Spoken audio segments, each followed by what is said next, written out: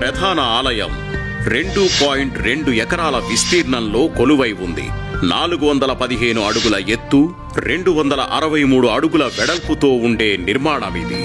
భక్తులందరూ మహాద్వారంగా పిలిచే 50 అడుగుల ఎత్తైన గాలిగోపురం నుంచి ఆలయ ప్రాకారంలోకి అడుగు పెడతారు. ఆలయ ప్రాకారంలో గర్భాలయానికి ముందుగా ధ్వజస్తంభం ఉంటుంది. అక్కడి నుంచి ఎడమవైపు వెళ్తే రంగనాయక మండపం వస్తుంది. ధ్వజస్తంభానికి కుడివైపున అద్దాల మహల్ ఉంటుంది. అసంఖ్యాక ప్రతిబింబాలను ఏర్పరిచే అద్దాల గది అది. గర్భగుడి మార్గంలో ముందుగా వెండి వాకిలి ఉంటుంది. ఈ గడప మొత్తం వెండి రేకులతో తాపడం చేసి ఉంటుంది. అటుపై బంగారు వాకిలి వస్తుంది. బంగారు వాకిలి దాటి ముందుకు వెళ్లే భాగ్యం చాలా మంది భక్తులకి లభించదు. ఇక్కడి నుంచి గర్భాలయం వరకు వరుసగా గడపలుంటాయి.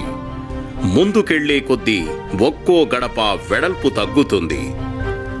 జీవాత్మ పరమాత్మలో కలిసేందుకు ప్రయాణించే మార్గానికి ఇది సంకేతమని చాలామంది విశ్వసిస్తారు.